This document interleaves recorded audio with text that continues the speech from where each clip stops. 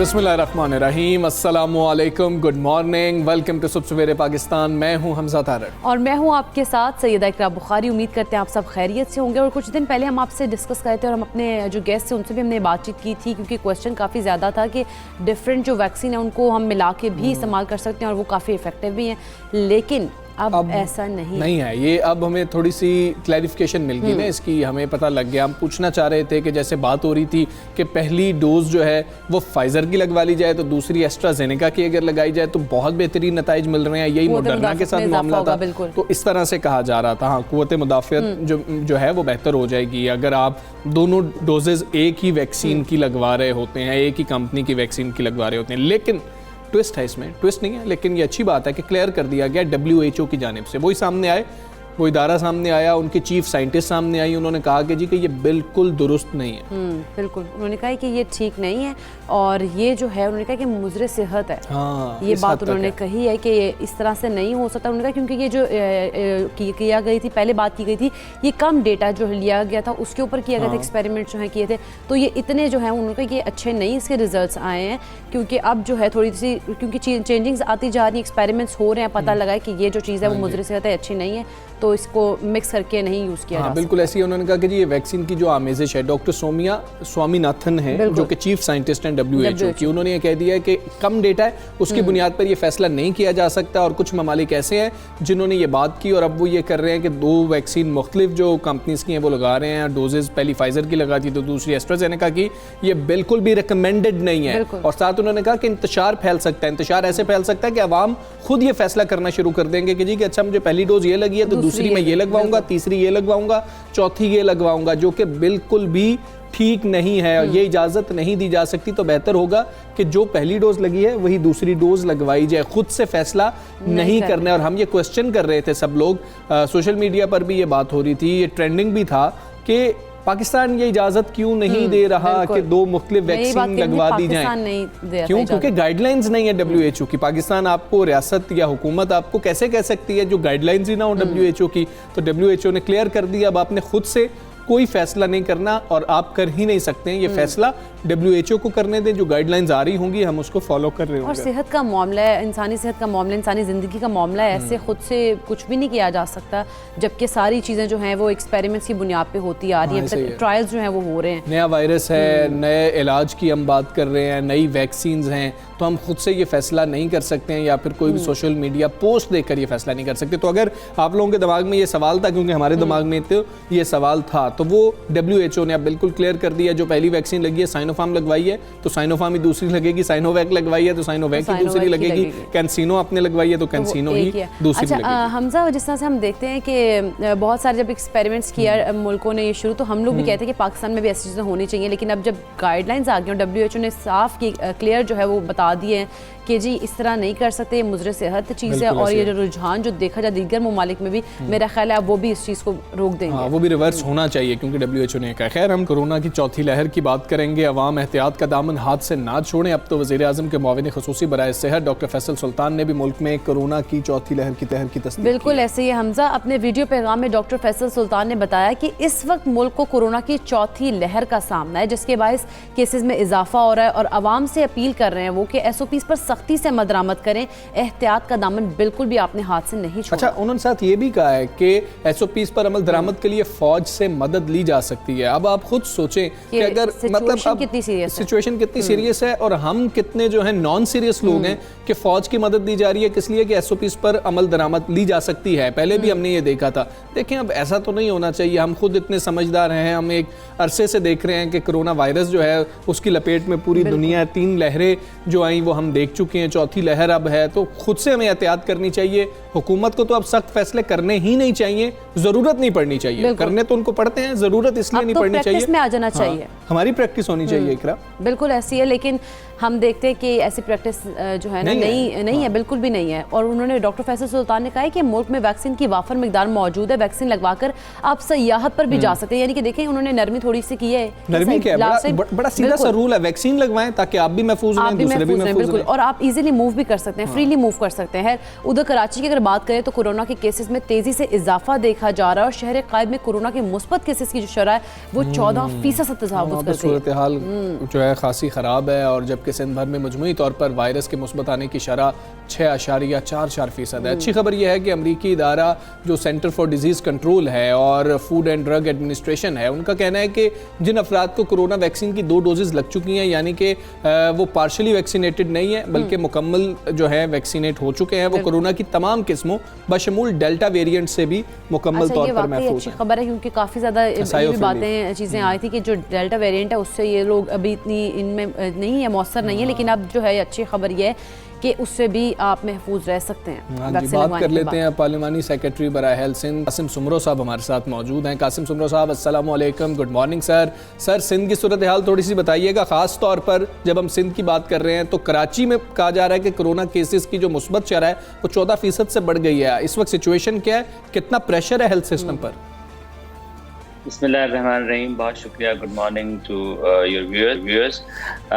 बिल्कुल आपकी बात दुरुस्त है कि कराची के अंदर इन पर्टिकुलरली जो सूरत हाल है वो बाकी शहरों के निस्बत सिंध या पाकिस्तान के बाकी शहरों के निस्बत थोड़ी सी ज़्यादा ख़राब है। इसकी 2-3 ऑब्वियस रीजंस हैं।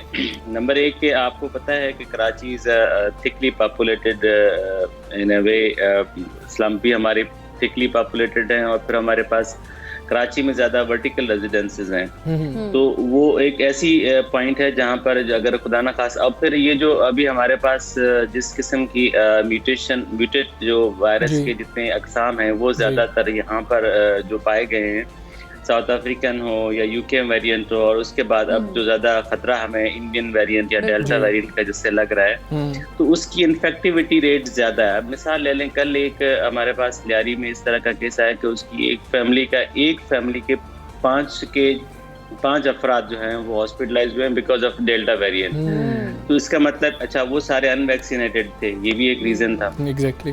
तो इसका मतलब ये है कि उसकी इन्फेक्टिविटी हम जो इस वक्त ले रहे हैं वो एक, अगर खुदा ना खासा पेशेंट अगर पॉजिटिव हो रहा है तो हम उस एक जो है वो तकरीबन 10 से 15 अफराद को इन्फेक्ट कर रहा है। तो इसका मतलब ये है कि हमें जो है वो थोड़ा सा इस पे सीरियस होकर सोचना चाहिए। हमें अपने आप को खुद को जैसे डॉक्टर साहब ने भी कहा और हम भी आपको इस पे जो है वो बारहा आपके प्रोग्राम के थ्रू और ओवरऑल भी हम ये बात मुस्तकिल कर रहे हैं कि हमें वॉलंटियर करना चाहिए, हमें अपने आप को इस बात के लिए तैयार करना चाहिए कि हम वैक्सीनेट भी करवाएं और SOPs को उस वक्त तक फॉलो करें जब तक हमारी आबादी, मेजॉरिटी ऑफ द आबादी, मेजॉरिटी से मुराद ये है कि 80% पॉपुलेशन तक जो है वो हमारा वैक्सीन भी पहुंच जाए और हम जो है वो हर्ड इम्यूनिटी अचीव कर लें।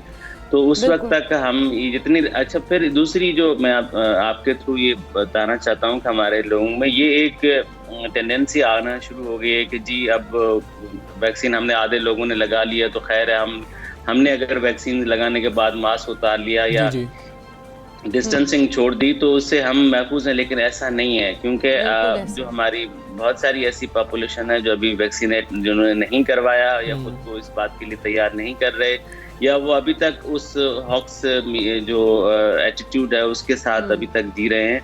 तो ये बात बड़ी हद तक हम आपके थ्रू ये गलत है कि हमें अब इस पे अब बिल्कुल कोई, फिर दूसरा जो इस पे जो वो जो एक है ना एटीट्यूड के जी हमें दुकान खोलनी है, हमें बाज़ारों में जाना है, हमें शादियां अटेंड करनी है और ये सारा कुछ, तो इस पे कोई सियासत नहीं होनी चाहिए।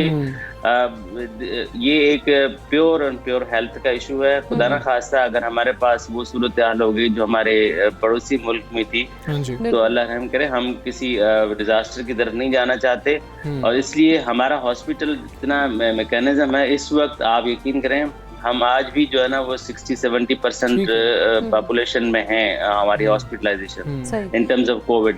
तो हम नहीं चाहते कि हम बिल्कुल ही 100% और फिर उसके बाद हमें अच्छा, सोमू साहब, जिस तरह से डॉक्टर फैसल सुल्तान ने उन्होंने कहा है कि कोरोना केसेस पर अमल दरामद के लिए फौज तलब की जा सकती है, क्या सिंध हुकूमत भी ऐसी किसी तजवीज़ पर गौर करे? क्योंकि हम देखते हैं कि कराची में जो शरह है वो तो मुस्बत जो केसेस की वो तो 14 तक पहुँच चुकी है। बिल्कुल आपकी बात दुरुस्त है कि हमें अगर खुदा न खास्ता हम इस नर्ज पे पहुंच गए कि जहां पर हमें बिल्कुल किसी ऐसे डिसीजन की तरफ जाना पड़ा, तो गवर्नमेंट ऑफ सिंध कभी भी जो है वो इस बात से पीछे नहीं हटेगी और हम सख्त इक़दाम की तरफ जाने से कभी गुरेज नहीं करेंगे। लेकिन उससे पहले हमारी रिक्वेस्ट आपके थ्रू पाकिस्तान सिंध के ख़ास और हमारे बड़े शहरों में जितने रहने वाले लोग हैं उनसे रिक्वेस्ट है कि अपने आप को थोड़ा सा डिसिप्लिन करेंगे तो हम आई बिलीव हमने अल्लाह का हमें सख्त फैसले ना करें। हमने अल्लाह का शुक्र है अल्हम्दुलिल्लाह, अल्लाह की बहुत बड़ी ब्लेसिंग है हमारे मुल्क के ऊपर और हमारे लोगों के ऊपर कि हमें काफ़ी हद तक जो है वो दुनिया जिस तरह ट्रॉमा से गुजरी है उस तरह से हम नहीं गुजरे। लेकिन उसके बावजूद भी जो ट्रामाज हम समझते हैं कि हम लोग ट्रामा में रहे हैं, हम घरों में बंद रहे हैं, हमारी बोर्ड लाइफ रही है, हम बाहर नहीं जा सकते, हमारी नॉर्मल लाइफ नहीं है, ये डिफ़िकल्ट टाइम्स हैं। लेकिन उसका मतलब ये कतई नहीं है कि हम उस डिफ़िकल्ट टाइम्स के अंदर भी अपने आप को एक अच्छा और सिटीजन होने का सबूत ना दें। तो we have to come up with the एक ना एक हमें रास्ता लेना पड़ेगा। वो रास्ता यही है कि हमें अपने आप को थोड़ा सा डिसिप्लिन करेंगे। मास्क पहनने से क्या फर्क पड़ेगा? एक छोटा सा आपकी आज के दौर में आपकी वार्डरोब का एक हिस्सा होना चाहिए। हम तो यही समझ रहे हैं कि हर वक्त आप घर से बाहर निकलें मास्क पहन लें, तो उससे जो है ना वो हम अपने आप को इस वेरिएंट से फिर हम अगर हम जितना बचेंगे तो हमारी इकोनॉमी बेटर रहेगी। हम इस वक्त जितना थोड़ा अच्छा ठीक है कासिम सुमरू साहब, दुरुस्त आप फरमा रहे हैं, लेकिन एक और अहम मसला है वो ये है कि इंतज़ामिया की जानिब से शायद SOPs पर उस तरह से अमल दरामद करवाया भी नहीं जा रहा। कहा जा रहा था कि ट्रांसपोर्ट के ऊपर ट्रांसपोर्ट इस्तेमाल करने वाले लोगों को और जो ड्राइवर्स होंगे उनके वैक्सीनेशन सर्टिफिकेट चेक किए जाएंगे। ऐसे कोई मामला हम देख नहीं रहे हैं। शादी हॉल्स की बात कर ली जाए, दूसरे मकामात की बात कर ली जाए, वहाँ पर भी वैक्सीनेशन सर्टिफिकेट्स नहीं देखे जा रहे। तो ये क्यों एक नाकामी हमें नजर आ रही है कि अगर चेक नहीं रखा जा रहा फिर तो लोग नहीं वैक्सीन लगवाएंगे? देखिए, मैं आपसे पहले भी मैं खुल के इस बात को मैं अपने लोगों के ऊपर और हमारी सियासी पार्टियां जो इस पे या हमारे वो ग्रुप्स जो इसके ऊपर थोड़ी बहुत सियासत करें, मैं उस पर खुल के नहीं कहना चाहता। मैं इनकरेज करना चाहता हूँ अपनी सोसाइटी के लोगों को या अपने आवाम को कि आप इस मैसेज से बाहर निकलें। आप ये जो इस पे यकीन करें, जिन ममालिक ने भी इस पे सियासत की है ना, वो बहुत बड़ा नुकसान हुआ है उनका। और आज भी हम यही कह रहे हैं, हम थोड़ा सा सख्ती करते हैं सर। आप दुकानों पे जाते हैं, हमने जाके उधर आपने हमारी भी जो हमारी बजट सेशन के अंदर हमारे अपोजिशन के दोस्तों की आप अगर तकरीरें सुनेंगे तो उस पर यही इल्ज़ाम था कि जी आपकी पुलिस जाती है, आपके मजिस्ट्रेट जाते हैं, वो वहाँ से लोगों के साथ तंग करते हैं, पैसे लेते हैं, ये करते हैं, वो करते हैं। तो जाहिर है ये किसी सूरत में हमारा काम है, हमें सख्ती करनी है। और ये सख्ती करने का आपके पास और कौन सा, आप आसमान से तो कोई बंदे नहीं ला सकते। यही आपकी टीम है, यही आपका सब कुछ अमला है। तो हर वक्त उसको नेगेटिव इंप्रेशन देना, नेगेटिव उसको पोर्ट्रे करना ठीक है, हम मामलात इन पर सियासत नहीं होनी चाहिए। कासिम सुमरू साहब, बहुत शुक्रिया आपका। सुबह सवेरे पाकिस्तान से आप बात कर रहे थे और वैक्सीनेशन सर्टिफिकेट के हवाले से या वैक्सीन लगवाने के हवाले से हम चेक करेंगे, ये तो कहा जा रहा है, लेकिन चेक नहीं किया जा रहा है। अगर सिर्फ कह दिया जाए कि जी कि अब ये चेक किया जाएगा, लेकिन चेक न किया जाए, तब तक वो लोग जिन्होंने नहीं लगवानी वैक्सीन, वो वैक्सीन नहीं लगवाएंगे। जिन्होंने लगवानी है वो तो खुद से जा रहे हैं, उनको ये कहने की जरूरत ही नहीं पड़ रही। वैक्सीन वाली बात है या सर्टिफिकेट चेक करने वाली बात है, भी हमने सिर्फ वर्बली देखी है, प्रैक्टिकल नहीं देखी चीजें कि प्रैक्टिकल हम देखें कि ये चीजें हो भी रही हैं। खैर, ऐसा होना नहीं चाहिए। अगर जितना आप प्रैक्टिकली इस पर काम करेंगे उतनी ही जल्दी हम जो है हर्ड इम्यूनिटी जो है वो अचीव कर सकते हैं और इसी तरह से जो है केसेस में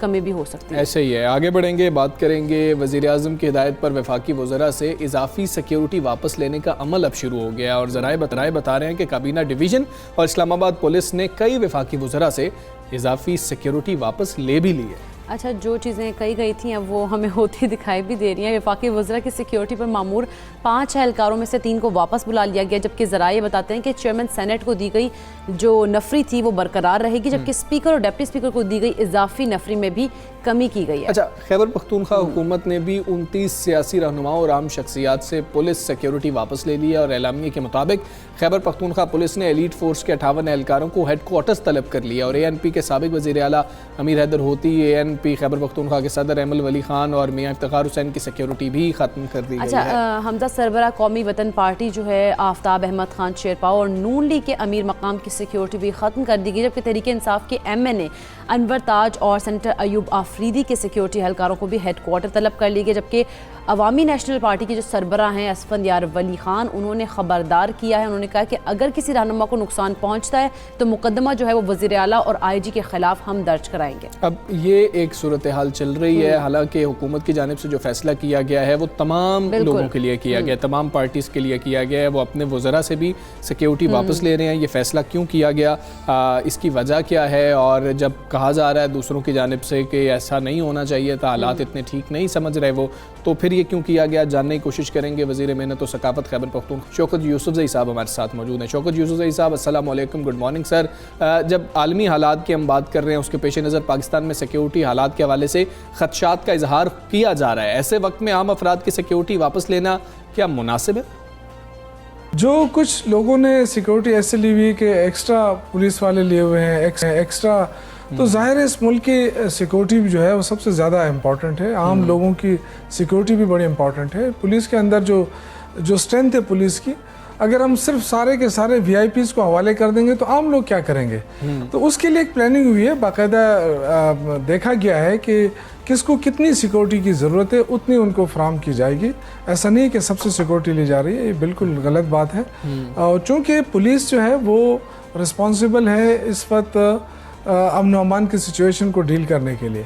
अब वो जो पुलिस के जो नए IG आए हैं, उन्होंने पूरा एक डाटा बनाया हुआ है कि किसके पास कितनी सिक्योरिटी, जितनी ज़रूरी होगी डेफिनेटली उनको उतनी सिक्योरिटी फराम की जाएगी। जो प्राइम मिनिस्टर ने कहा है वो तो इस सेंस में कहा है कि देखें VIP कल्चर जो है वो बहुत ज़्यादा रहा है पाकिस्तान के अंदर, और ये जो पुलिस के जो वर्दी के अंदर जो लोग होते हैं पुलिस वाले, उनको ये VIP कल्चर के तौर पे इस्तेमाल किया जाता है, शौक के लिए भी लोग इस्तेमाल करते हैं। तो इसलिए जो सारी चीज़ों को देख के जिनको ज़रूरी सिक्योरिटी है उनको ज़रूर फराहम किया जाएगा, और बिला ज़रूरत जो लोग अपने शौक के लिए रखते हैं उसके लिए उनसे सिक्योरिटी हटाई जा रही है। और इंशाल्लाह ताला और ये सारा एक वर्कआउट किया जाएगा पुलिस के ज़रिए। ऐसा नहीं कि रैंडमली लोगों से सिक्योरिटी लेके उनको किसी और के रहम और करम पे छोड़ा जाएगा। शौकत यूसुफ़ज़ई साहब, जिस तरह से देखा जाए तो प्रोटोकॉल और सिक्योरिटी वापस लेने के बाद अगर कोई नाखुशगवार वाक़या हो जाता है तो आप क्या समझते हैं, ऑपोजिशन को हुकूमत पर इल्ज़ाम लगाने का मौका हाथ नहीं आ जाएगा?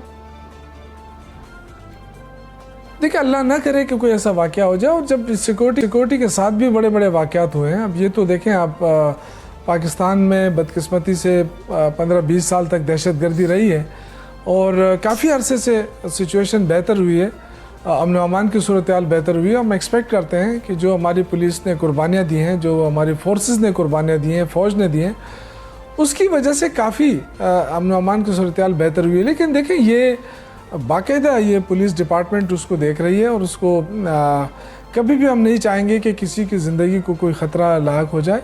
एक अल्लाह की तरफ से होता है, वाक़यात होते रहते हैं, लेकिन सिर्फ इस वजह से नहीं कि सिक्योरिटी कम कर दी जाए तो शायद इस तरह के वाक़यात, इस तरह की बात नहीं है। और वैसे भी देखा जा रहा है कि जिनको ज़्यादा थ्रेट है उनको ज़्यादा मुनासिबत के हिसाब से उनको ज़्यादा सिक्योरिटी दी जा रही है। लेकिन जो मैंने जैसे अर्ज़ किया, VIP जिस तरह नाम आपने बताया कि VIP कल्चर के तौर पे जो लोग सिक्योरिटी रखते हैं उनसे कम की जा रही है। ठीक है शौकत यूसुफ़ज़ई साहब, एक जो तासुर उभर रहा है और जिस पर तनकीद भी की जा रही है अपोजिशन की जानिब से, वो ये है कि प्रोटोकॉल और सिक्योरिटी वापस लेने से आप कितने पैसे बचा लेंगे, अगर पैसे बचाना ही मकसद है। क्या हुकूमत का मकसद पैसे बचाना है या प्रोटोकॉल सिस्टम जो आप बता रहे हैं VIP कल्चर है उसको ख़त्म करना है? देखिए, मसला पैसा बचाने का नहीं है, मसला ये है कि आप जो पुलिस हैं उसका काम क्या है, क्या आप उनसे पूरी तरह वो काम ले रहे हैं। जिस तरह के मैंने अर्ज़ किया कि आप एक VIP के घर में अगर 10 और 15 और 20 सिक्योरिटी एहलकार दे दें पुलिस वाले, तो जो उसके साथ वाले घर वाले लोग हैं, जो आम जो पुलिस का काम होता है कि जी चोर को पकड़ना, डकैती को रोकना, अमन अमान की सूरत हाल को देखना, ये सारे पुलिस के ज़िम्मे होते हैं। अब आप देखें कि इस वक्त जो मेजॉरिटी पुलिस की स्ट्रेंथ है वो वीआईपी के और प्रोटोकॉल की सिक्योरिटी पे लग जाती है, और बाकी जो है वो जलसे जुलूस होते हैं उनकी सिक्योरिटी के ऊपर लग जाते हैं। तो मेरे ख्याल से ये एक अच्छा फैसला है कि जिसको जितनी ज़रूरत है उतनी फराहम कर दी जाए।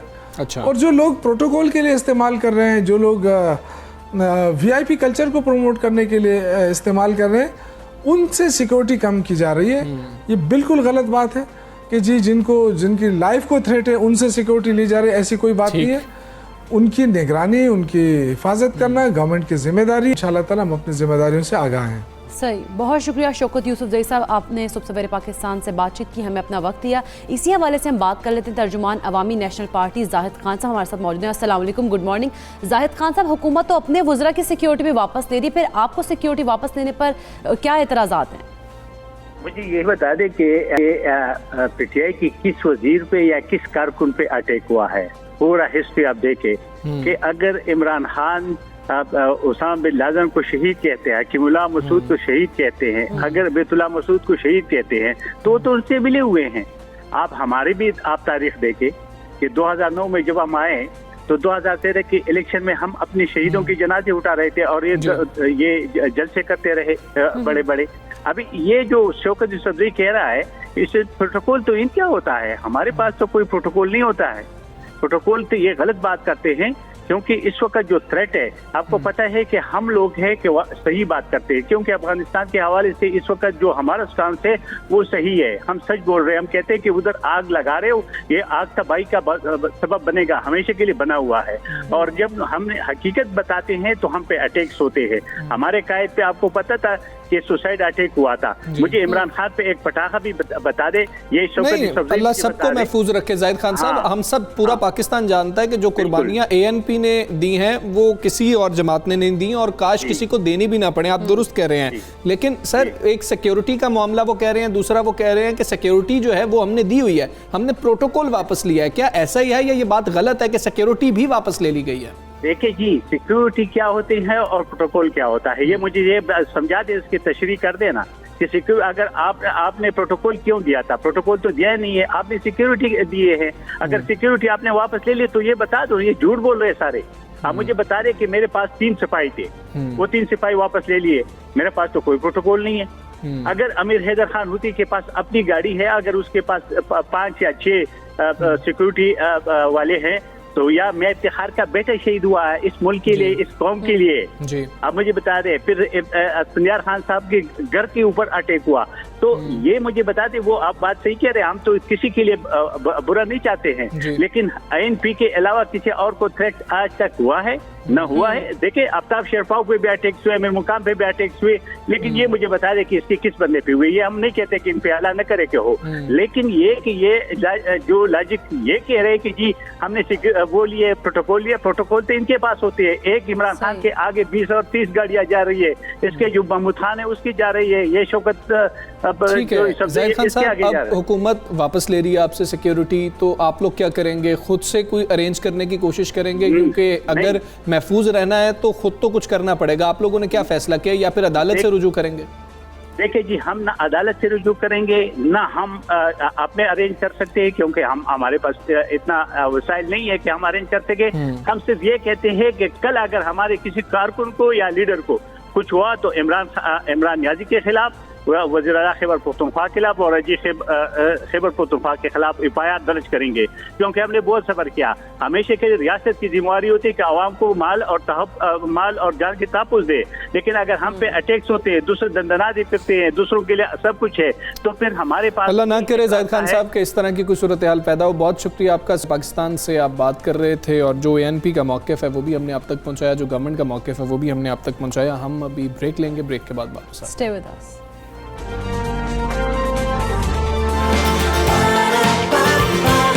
सुबह सवेरे पाकिस्तान,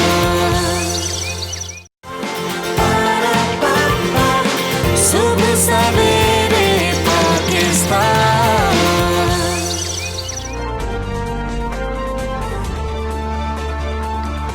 वेलकम बैक टू सुबह सवेरे पाकिस्तान। और अब कुछ बात कर लेते हैं हुकूमत और मुस्लिम लीग नून के दरमियान जो लफ्जी जंग एक बार फिर से उरूज पर पहुंच चुकी है उसकी। तो लाहौर में मुस्लिम लीग नून की अगर बात करें तो उनके सदर शहबाज शरीफ हुकूमत पर बरस पड़े और नून लीग की नायब सदर मरीम नवाज ने आज़ाद कश्मीर में तनकीदी तोपों का रुख जो है वो हुक्मरानों की जानिब मोड़ लिया। अच्छा, शहबाज शरीफ ने खबरदार किया है कि अगर हमने खुद को ना बदला तो खुदा न खास्ता मुल्क में खूनी इनकलाब आ सकता है। प्रेस कॉन्फ्रेंस कर रहे थे, इस दौरान उन्होंने कहा कि 10-10 घंटे की लोड शेडिंग हो रही है। क्या ये नया पाकिस्तान है? क्या कहा शहबाज शरीफ साहब ने, आपको सुनाते हैं। नैब न्याजी गठ 3 साल इस मामले की पूरी इन्वेस्टिगेशन करता रहा, एक धेले की करप्शन सामने नहीं आई इन पावर प्रोजेक्ट्स में। ये जो हमने 4 पावर प्रोजेक्ट लगाए, क्योंकि अरबों डॉलर इन्वॉल्व थे, पाकिस्तान के पास इतनी सख्त नहीं थी, बड़ी कोशिश की कि हमें खुदार मिल जाएं, लॉन्ग टर्म नहीं मिला। मैंने बास ममालिक के लोगों के बड़े जोमा से, नाम नहीं लूँगा, ना मुल्क का ना उनके घुटनों को हाथ लगाया कि खुदारा आप ये प्लांट्स पाकिस्तान लगाएं। 5 करोड़ अफराद इन 3 सालों में खत अफलास से नीचे जा चुके हैं। 50 लाख अफराद अपना इस 3 सालों में वो बेघर हो चुके हैं। 50 लाख घर बनाना तो बड़ी दूर की बात है, एक ईंट नहीं लगाई। 1 करोड़ नौकरियां देना तो बड़ी दूर की बात है। 50 लाख लोग इन 3 सालों में वो अपना बेरोजगार हो चुके हैं। तो मुझे बताइए कि ये कौम फिर क्या करे। तो शहबाज शरीफ साहब की गुफ्तगू आपने सुनी। आपको अब बताएं कि आज़ाद कश्मीर की वादी लीपा में इंतखाबी जलसे से मरीम नवाज ने भी खिताब किया। उन्होंने कहा कि वो वक्त दूर नहीं है जब सबको नवाज शरीफ के बयानिए पर चलना होगा। उन्होंने क्या कहा, आपको वो जरा सुनाते हैं। नवाज शरीफ ने जिन लोगों पर तनकीद की उसको किसी इदारे पर तनकीद का नाम न दिया जाए। उन लोगों ने जो काम किया उसका नुकसान न सिर्फ पाकिस्तान को और कश्मीर को पहुंचा, बल्कि इदारों को खुद भी उसका नुकसान पहुंचा है। और अगर पाकिस्तान की तरक्की का रास्ता अपनाना है तो इदारों को भी नवाज शरीफ के बयानिए पर चलना होगा। अच्छा जी, नून लीग की क़यादत के इल्ज़ामात का जवाब देने वफाकी वज़रा भी मैदान में आए। वज़ीर इत्तलात फवाद चौधरी ने कहा कि शहबाज शरीफ 25 अरब रुपए की लूट खसूट का जवाब दें। उनसे सवाल पूछे तो कहते हैं कि मैंने मेट्रो बनाई। उन्होंने क्या कहा वो भी आपको सुनाते हैं। वो तो ये थी कि वो उस मुकदमे के ऊपर जिसमें उन्हें FIA ने तलब किया है, जिसके ऊपर नैब इन्वेस्टिगेशन कर रही है, कुछ रोशनी डालेंगे। जब आप उनसे पूछते हैं कि आपने इतने पैसे आपके अकाउंट से निकले, वो कहते हैं मैंने पंजाब में मेट्रो बनाई। आप उनसे पूछें कि ये आपके जो बेटे हैं वो पाकिस्तान से अरबों रुपया बाहर ट्रांसफ़र कर गए हैं, तो वो कहते हैं कि नहीं मैंने तो जो है वो पानी के ऊपर स्कीमों के ऊपर काम किया। आप उनसे पूछें कि आपके अपने अकाउंट से अरबों रुपया निकल रहा है, ये कहाँ से निकल रहा है, वो कहते हैं देखें मैंने बड़ी पंजाब की खिदमत की है। क्योंकि हाँ, बच्चे की पैदाइश बाद में होती है, एक अपार्टमेंट दुनिया के किसी बड़े शहर में पहले इनके नाम लग जाता है। अरबों रुपए की प्रॉपर्टीज इस वक्त लंदन में, और ये वो प्रॉपर्टीज है जिनका हमें इल्म है। जिनका हमें इल्म नहीं है वो तो शायद इससे भी बहुत ज़्यादा होंगी, क्योंकि वो इत्तेफाक से उनका अभी तक कोई पैनामा नहीं आया। तमाम तर सूरत हाल पर हम बात करेंगे। पाकिस्तान तहरीक इंसाफ की रहनुमा कंवल शोज़ब साहिबा हमारे साथ मौजूद हैं। कंवल साहिबा, अस्सलामु अलैकुम, गुड मॉर्निंग। खूनी इनकलाब आने जा रहा है, आप लोग तैयारी कर रहे हैं उसकी। शहबाज शरीफ साहब तो कह रहे हैं कि इतने बुरे हालात हो गए, अब तो खूनी इनकलाब आएगा। बिस्मिल्लाहिर्रहमानिर्रहीम। सुबह बखैर सबको। सुबह सुबह आपने इतनी खौफनाक खबरें सुना दी हैं। अच्छा, ये खूनी इनकलाब ना मैं तकरीबन 7-8 साल की तब से आ रहा है। मुझे बड़ा इंतज़ार था कि ये होता क्या है खूनी इनकलाब। अच्छा। और ये उससे काफ़ी जवान होते थे शहबाज शरीफ साहब, तो उस वक्त से हम सुन रहे हैं ये खूनी इनकलाब जब भी किसी और की हुकूमत में तो आना शुरू हो जाता है। थोड़े दिनों के लिए ये उसको फ्रीजर में डाल देते हैं जब ये खुद हुकूमत में हो। तो इसलिए अब ये बेचारे क्या करे, बचपन से उन्होंने 1-2 जुमले रटे हुए हैं, अल्लाह ताला के फजलो करम से खूनी इनकलाब आएगा। तो इस तरह की बातें हम बचपन से सुन रहे हैं। खूनी इनकलाब नहीं आने वाला है। खूनी इनकलाब की जगह वो इनकलाब आएगा जिसको एहतसाबी इनकलाब कहते हैं। इदारे कोशिश कर रहे हैं कि स्ट्रेंथन हो, फेयर एनालिसिस करें, फेयर प्रोसिक्यूशन करें और उनकी कैपेसिटी बेहतर हो, ताकि बड़े बड़े जो चोर हैं ना, जो जाल फाड़ के निकल जाते हैं और छोटी मछलियां फंस जाती हैं, वो निज़ाम यहाँ ख़त्म हो जाए, 2 नहीं 1 पाकिस्तान हो जाए। दूसरी बात ये जो आपने शुरू में इंट्रोडक्शन में बड़ी चीज़ें दिखाई कि जी शहबाज शरीफ साहब ने क्या फरमाया, उनकी वो जो एक भतीजी साहिबा है वो क्या फरमा रही हैं। तो देखें, आपसे मैं सिर्फ एक छोटा सा सवाल पूछूंगी, ढेला क्या होता है? देखा आज तक ढेला क्या होता है? नहीं, वो उस ढेले की बात कर रहे हैं। या कोई हमारे जमाने में नहीं, वो उस धेले की बात कर रहे हैं कि 3 साल हो गए सारे में इनके दादा जान के जमाने में धेले हुआ करते थे। नहीं ठीक कह रही हैं आप, दादा जान के जमाने में धेले होते थे। अच्छा, अब ये खुद दादा परदादा बनने वाले हैं, बन चुके हुए हैं। अब तो अरबों खरबों की बातें होती हैं, कौन से धेलों की आने दो आने की बातें होती हैं। तो हमारे जो वालिदैन है उनके भी बचपन में होती थी।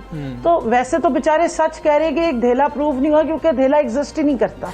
अब तो अरबों खरबों एग्जिस्ट करते हैं अब तो। और दूसरा, हम क़यामत की एक निशानी पढ़ते हैं कि क़यामत वाले दिन सब कहेंगे नफसी नफसी। बाप बच्चों को नहीं पहचानेगा, बच्चे माँ को नहीं पहचानेंगे, माँ बच्चों को नहीं। वो हम आजकल इनके केसेस में देखते हैं। वालिद साहब को बुला के अगर पूछते हैं इदारे के, जनाब ये आपके अकाउंट में जो पैसे आए, वो कहते नहीं मेरे तो नहीं है, मेरे बच्चों के, आप उनसे पूछ लें, मुझे क्या लेना देना, मेरी बेगमात के आप उनसे पूछ लें। यानी जो क़यामत के दिन नफसी नफसी होनी है वो हमें शहबाज शरीफ साहब की और नवाज शरीफ साहब की फैमिली में अभी पिछले 5 सालों से नजर आ रही है। मैं आपको एक छोटा सा असूल बता दूं, मैं एक पॉलिटिकल वर्कर भी हूं और एक MNA हूं। जब मैंने फर्स्ट टाइम MNA का फॉर्म भरा है इस दफा, तो आपने एक एफिडेविट भरना होता है और वो जमा कराना होता है सुप्रीम कोर्ट में। इलेक्शन कमीशन में भी जमा होता है, सुप्रीम कोर्ट में। उसमें पूरी एक लिस्ट होती है। उसमें आप अपने जो आपका स्पाउस होता है, यानी अगर आप MNA मेल है तो आपकी बेगमात कितनी है, और अगर खातून है तो आपके हस्बैंड, और साथ में आपके बच्चे, उनकी पूरी डिटेल वो पूछते हैं कि वो आप पे डिपेंडेंट है नहीं है, और आपकी और आपके हस्बैंड की या आपकी बेगमात की सारी प्रॉपर्टीज जो हैं वो उसके सोर्सेज वगैरह, ईच एंड एवरीथिंग, इवन आपके पास कितना गोल्ड है, आपके घर में फर्नीचर की क्या वैल्यू है, वो भी आपको फॉर्म में भर के एफिडेविट जमा कराना होता है। बिल्कुल।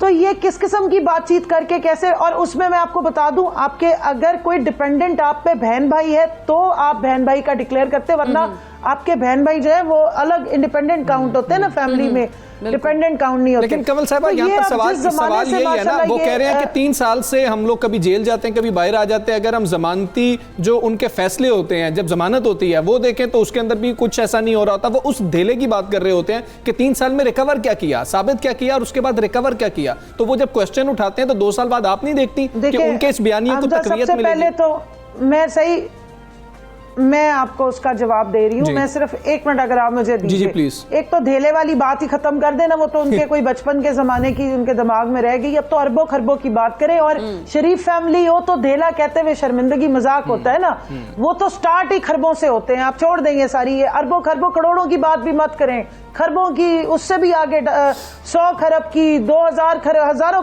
खरबों की बात करें, इससे नीचे तो उनकी शान में गुस्ताखी हो जाएगी। देखिए, मैं सिर्फ इतना बता रही हूँ कि ये सारे मामलात, अगर आपका बेटा आप पे डिपेंडेंट था, जब से ये लोग हुक्मरान है, इनके बच्चों के क्या सोर्सेज रहे, इंडिपेंडेंट कोई सोर्सेज नहीं है। हुकूमतों में आए, हुकूमतों में बैठे, हिसाब इन्हें देना है। अब आ जाए कि जी ये अंदर जाते हैं बाहर आते हैं। देखिए, कल आपने देखा है कि फवाद चौधरी साहब इंफॉर्मेशन मिनिस्टर ने एक सजेशन दी है कि लाइव चलनी चाहिए ये सारी अदालती कार्रवाइयां।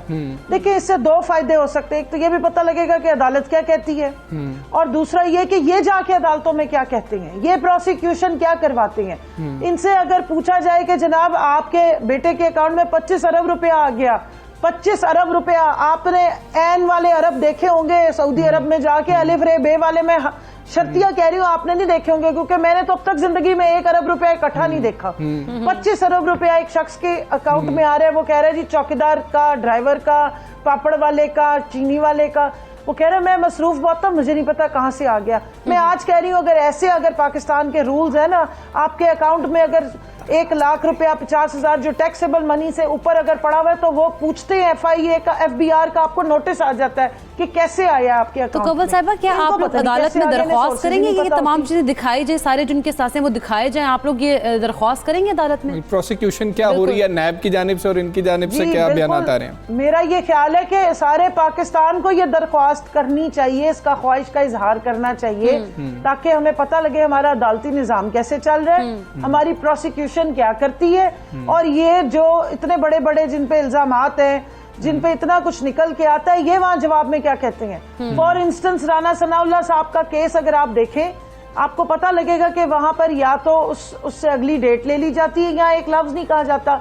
अब अगर इनसे पूछा जाए कि जनाब अली FIA वाले सवाल पूछ रहे हैं कि आप ये बताइए, ये जो बंगले खरीदे, ये जो अरबों के आपके अपार्टमेंट्स हैं, या जो ये पैसा आया हुआ, ये कहाँ से आया, तो कहते हैं आजकल फ़लस्तीन का मसला बहुत बढ़ गया है। तो अब देखें, ये तो पाकिस्तानियों को एक मतलब समझना कि टाइम को धक्का लगा रहे हैं कि चलो कैसे भी निकाल लो।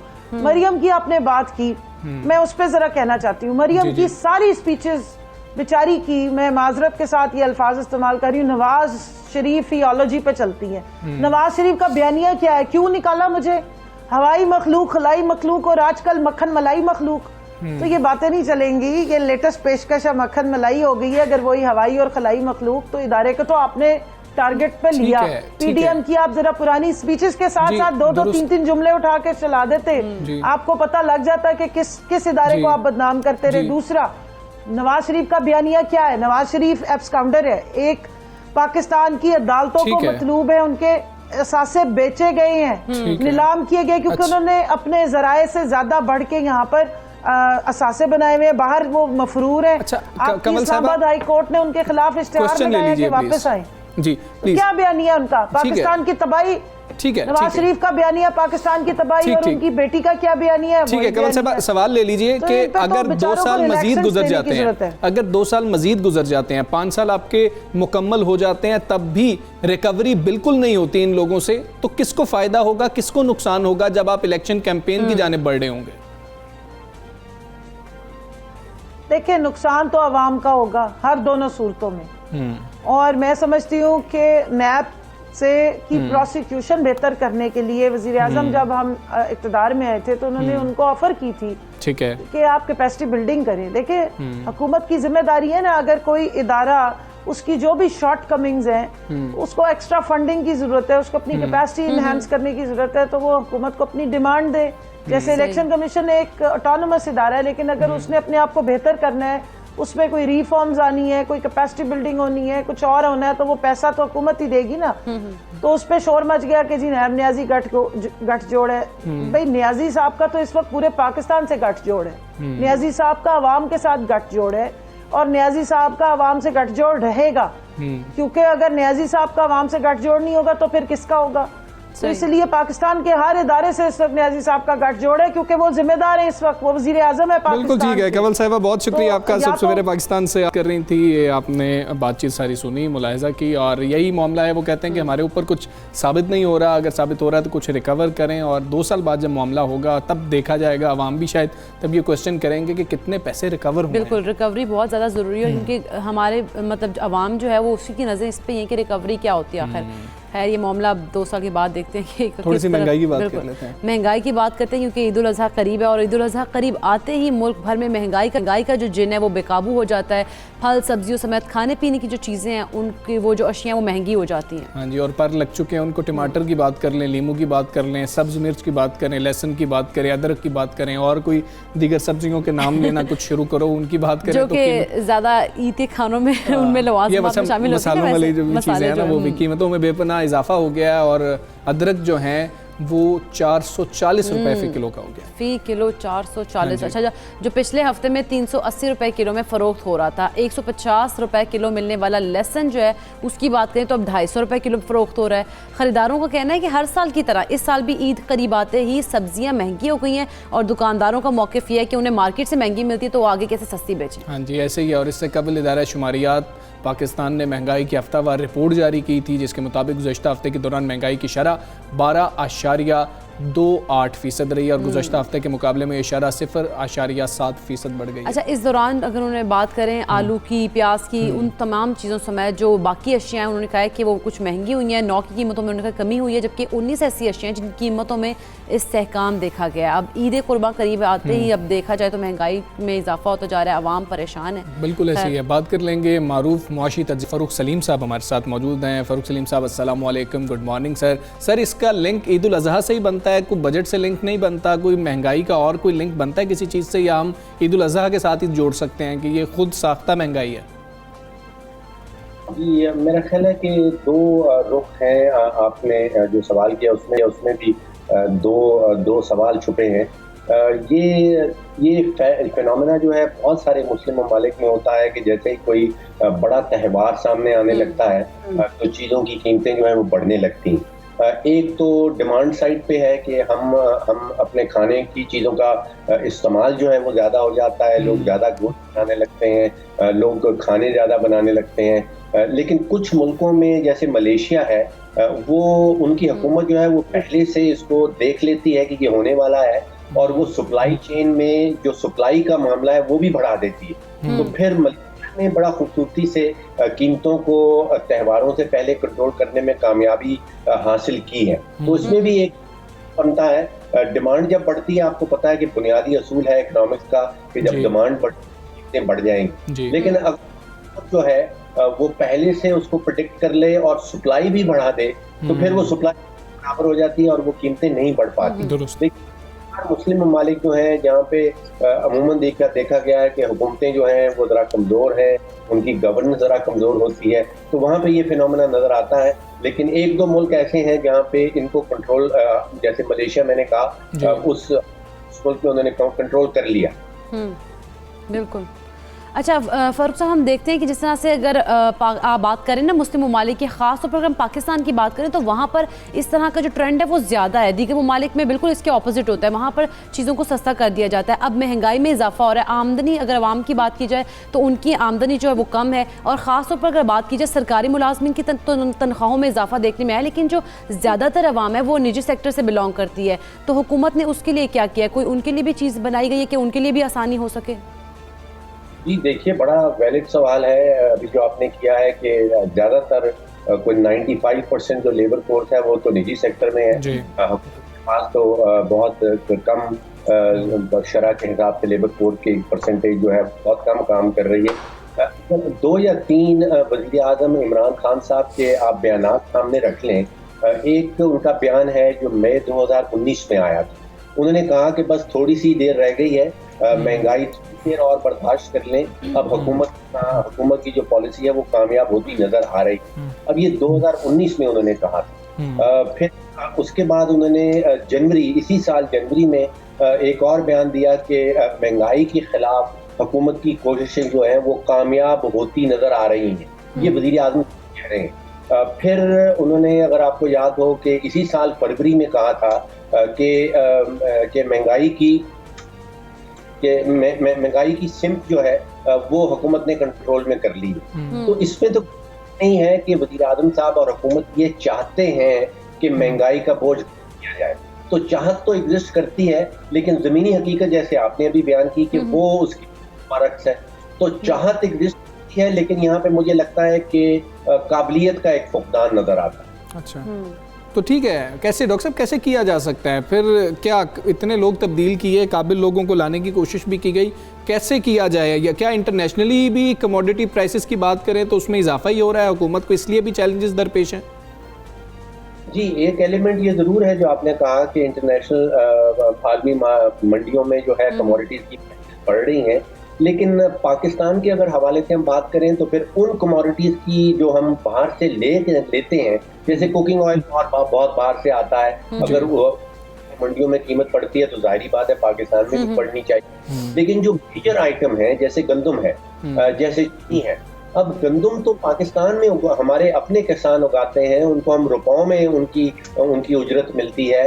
इसी तरह है वो पाकिस्तान के अंदर है, उसके अंदर कोई इंपोर्टेड एलिमेंट नहीं इस्तेमाल किया जाता, कोई इनपुट नहीं इस्तेमाल किया जाता, तो उनकी का कोई डायरेक्ट ताल्लुक जो है वो आदमी मंडियों से नहीं होता। अच्छा।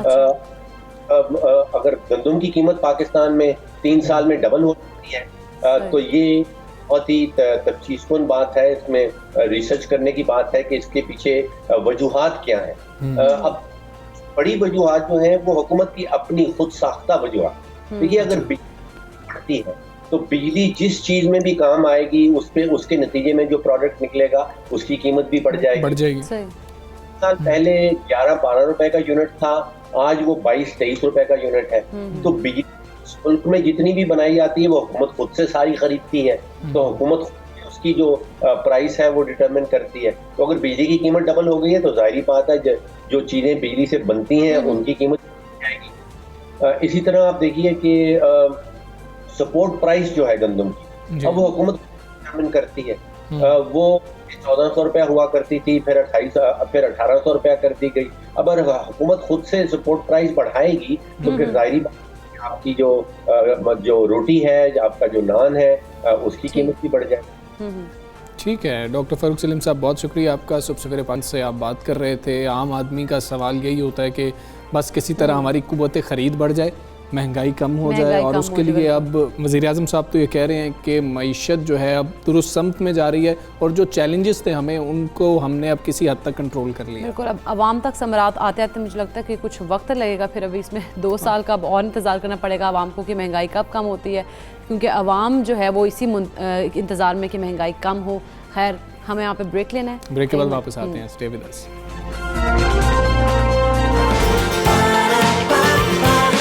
सुबह सवेरे पाकिस्तान, सुबह सवेरे पाकिस्तान। शहर कायद की बात करेंगे, जहाँ मानसून की पहली बारिश के साथ ही अवाम की मुश्किलात में भी इजाफा हुआ। कराची और गिरदोनवाह में अलसुब कल हमने देखा कि हल्की और कहीं तेज़ बारिश का सिलसिला शुरू हुआ, जो वक्फे से जारी रहा। अच्छा, जिस बात का हम जिक्र कर रहे थे, जिस बात का डर था, वही हुआ है। कल जिस वक्त हम प्रोग्राम का स्टार्ट ले रहे थे ना, उस वक्त जब कराची में बारिश की बात है, मैंने यही बात की कि जी वहाँ पर तो पहली बूंद गिरती है और फिर हालात ख़राब हो जाते। तो इकरा ने मुझे रोका कि नहीं, क्या बात कर रहे हो, ऐसे ही हालात। लेकिन ऐसे ही बिल्कुल वैसे ही हुआ है। खैर, बारिश के बायस शहर के मुख्तलिफ इलाकों में देखने में मिला है कि जो सड़कों पर फिसलन हो रही है, दर्जनों ट्रैफिक हादसा भी पेश आए, और शहर में बारिश के दौरान करंट लगने से अल्फला सोसाइटी का रिहायशी 12 साल बच्चा भी जाँ बहक हो गया, जबकि बारिश के साथ ही शहर में बिजली की तरसील का जो निज़ाम है वो भी दरहम बरहम हो गया। अच्छा, मुख्तलिफ इलाकों में कई घंटों तक बिजली की फराहमी मुअत्तल रही। हबेजी पंपिंग स्टेशन की भी बिजली बंद होने से शहर को पानी की तरसील में जो मसरूफ 20 पंप थे वो भी बंद हो गए। अच्छा, जिसकी वजह से शहरियों को जो है वो लाखों गैलन पानी की जो फराहमी थी वो बंद हो गई। शहर के मुख्तलिफ नशेबी इलाकों से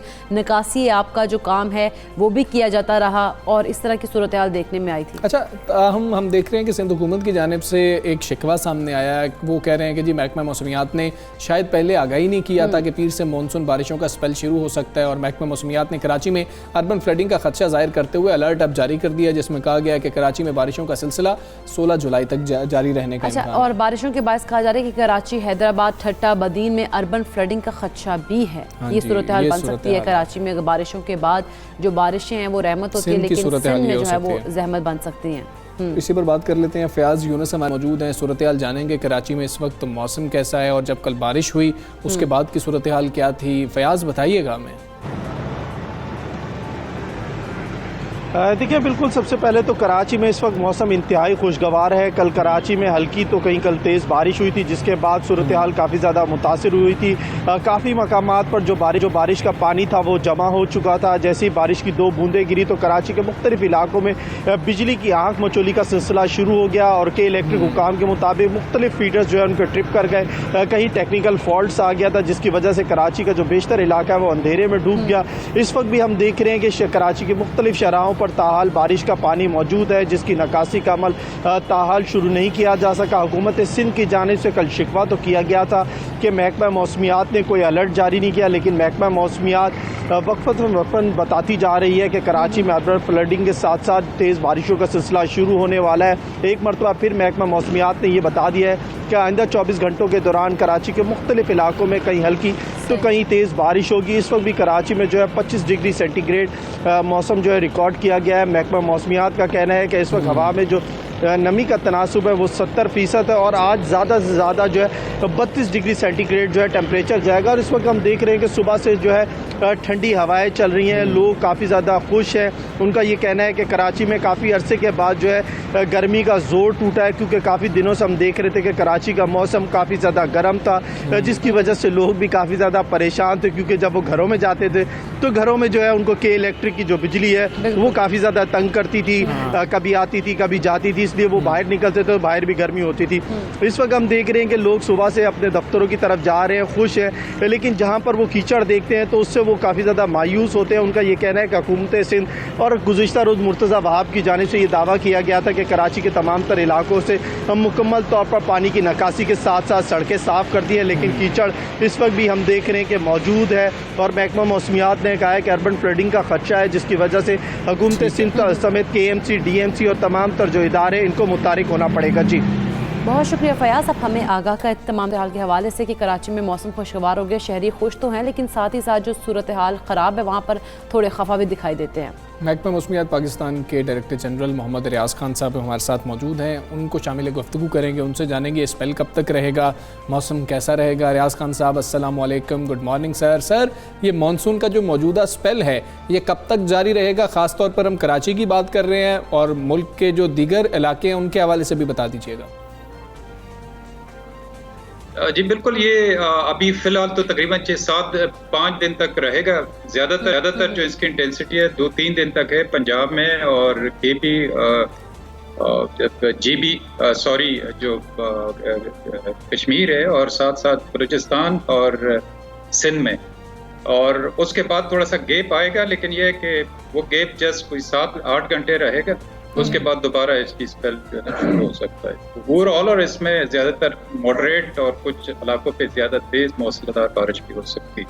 सही। अच्छा मोहम्मद रियाज साहब, कोई अलर्ट भी है कि बारिशों की वजह से कहीं पे सैलाबी रैला भी आ सकता है? क्योंकि गवर्नमेंट जो सिंध की है वो कहती है कि वो शिकवा करी थी कि हम लोगों को तो कोई अलर्ट का पहले बताया ही नहीं गया, पेश की इतला नहीं दी गई थी, तो कोई ऐसी बात है? नहीं, बिल्कुल इतला ऑलरेडी इससे पहले स्पेल शुरू होने से पहले पूरे पाकिस्तान में जिस तरह एक्टिविटी होने वाली थी उससे 2-3 दिन पहले एक प्रेस रिलीज इशू किया गया था, जिसमें हेवी रेन की एक्टिविटी भी बताई गई थी, मॉडरेट हेवी रेन, और जिसमें अर्बन फ्लडिंग की और मुख्तलिफ किस्म के जो डिजास्टर इसके कंपोनेंट्स हैं उन सब की बताई गई थी। दूसरी बात यह है कि देखिए, ये जो अर्बन फ्लड्स है वो और उसकी जो मिटिगेशंस है वो सिर्फ एक दिन में नहीं होता, ये तो चूंकि काफ़ी टाइम लगता है इसमें, और जब तक ये नाले और ये कम्प्लीटली इनकी एग्जॉस्ट और वो आउटलेट सही होते हैं तो उसमें फिर डेफिनेटली वो काम कर सकता है। 24 घंटे का वार्निंग या 3 घंटे का वार्निंग या 4 दिन का वार्निंग जो है वो फिर काम कर सकता है। अगर वो 1 साल से अगर प्रॉब्लम है उसमें तो बड़ी मुश्किल से मतलब काम हो। बिल्कुल ठीक है रियाज खान साहब, हमने कराची में गुज़श्ता बरस देखा था कि मामूल से ज़्यादा बारिशें हुई थी, हालात कुछ अच्छे नहीं रहे थे। इस साल क्या आप लोग एक्सपेक्ट कर रहे हैं, क्या मामूल से ज़्यादा बारिशें होंगी? मामूल से जिस तरह अगर पिछले साल की हम बात करते हैं वो स्लाइटली डिफरेंट था, क्योंकि वो एक हिस्टोरिकल हिस्ट्री में नहीं था, खासकर सिंध और कराची के अगस्त के महीने में जो बारिशें रिकॉर्ड की गई, that was the first time, that is एक न्यू रिकॉर्ड हमारे जो डेटा आर्काइव है खासकर सिंध के पॉइंट ऑफ व्यू से वो रिकॉर्ड की गई है। लेकिन इस साल ज़रूरी नहीं है कि उतना ही हो जाए, लेकिन यह कि सिंध के लिए जो प्रिडिक्शन है पाकिस्तान मेट्रोलॉजिकल डिपार्टमेंट की वो है अबाव नॉर्मल रेनफॉल की, और जिसमें डेफिनेटली हेवी स्पेल्स आ सकते हैं। और मैं थोड़ा सा एक्सप्लेन करना चाहता हूँ कि अबाव नॉर्मल्स का मतलब ये नहीं है, असल जो इम्पोर्टेंट जो बात है वो यही है कि इसके अंदर जो डिजास्टर्स वाले इवेंट्स होते हैं जो अर्बन जो शॉर्ट स्पेल के होते हैं लेकिन ज्यादा रेन और ज्यादा इंटेंसिफाइड होते हैं, वो बड़े वो प्रॉब्लम क्रिएट कर जाते हैं और वो अर्बन फ्लड जनरेट कर जाते हैं। तो वो तो डेफिनेटली हर मानसून सीजन में ये मानसून की बिहेवियर है और इसी किस्म के इवेंट्स जो है ना आगे भी आते जाएंगे। अच्छा मोहम्मद रियाज साहब, इस तरह की तमाम तर सूरत हाल से निमटने के लिए क्या महकमा मौसमियात जो है NDMA और दीगर इदारे कोऑर्डिनेशन के साथ काम करें ताकि कोई भी हंगामी हालात से निपटा जा सके बआसानी? जी 100% Pakistan meteorological department, national disaster management है, प्रोविंशियल डिजास्टर मैनेजमेंट अथॉरिटीज़ है, वो फेडरल फ्लड कमीशन है, आर्मी के जो इंजीनियरिंग डायरेक्टरेट्स है, जितने भी इदारे इरिगेशन डिपार्टमेंट है, जितने भी फ्लड मैनेजमेंट या फ्लड डिजास्टर मैनेजमेंट में काम कर रहे हैं, रिलीफ में काम कर रहे हैं, वो सब के साथ पाकिस्तान मेट्रोलॉजिकल डिपार्टमेंट की जो कोऑर्डिनेशन है और उसकी जो इंफॉर्मेशन है वो 100% से ज़्यादा उसको डिसमिनेट हो रहे हैं मुख्तलिफ चैनल्स के थ्रू। ठीक है रियाज खान साहब, बहुत शुक्रिया आपका। सुबह सवेरे पाकिस्तान बात कर रहे थे और ये स्पेल कब तक रहेगा ये भी आपने बताया कि 6 रोज़ तक तो रहेगा, उसके बाद भी सिर्फ 7 से 8 घंटे का गैप आएगा, फिर नया स्पेल जो है वो रहेगा। और उन्होंने कहा कि जी कि पिछले साल वाली सूरत हाल नहीं होगी कराची का। जब हमने उनसे पूछा तो वो आपने जाना ही है। खैर मौसम खुशगवार है, ये अच्छी बात है, और जो वो रहमत ही रहना चाहिए, वो जहमत नहीं बनना चाहिए। मुख्तलिफ बिजली चली जाए या पानी ना हो या फिर पानी खड़ा हो जाए, उससे वो जहमत नहीं बनना चाहिए। हम खैर आगे बढ़ेंगे, एक और अहम मामला है जिसको डिस्कस करना बहुत जरूरी है। बिल्कुल ऐसा ही है। ये मामला ये है कि जी आबादी में तेज़ी से इजाफा देखने में आ रहा है, और अगर आबादी में इजाफा होता है तो इसका मतलब ये होता है कि खुराक, तालीम, सेहत, रोज़गार और इंफ्रास्ट्रक्चर जैसी जो ज़रूरियात हैं उनमें भी मुसलसल इजाफा होता है। हाँ जी, और इनकी ज़रूरियात मतलब कि नीड्स बढ़ जाती हैं, लेकिन क्या वो इंफ्रास्ट्रक्चर बेहतर हो रहा होता है या नहीं हो रहा होता, ये हम सब जानते हैं, जिसकी वजह से वसाइल और ज़रूरियात के दरमियान अदम तवाज़ुन पैदा हो जाता है। और वज़ारत कौमी सेहत 11 से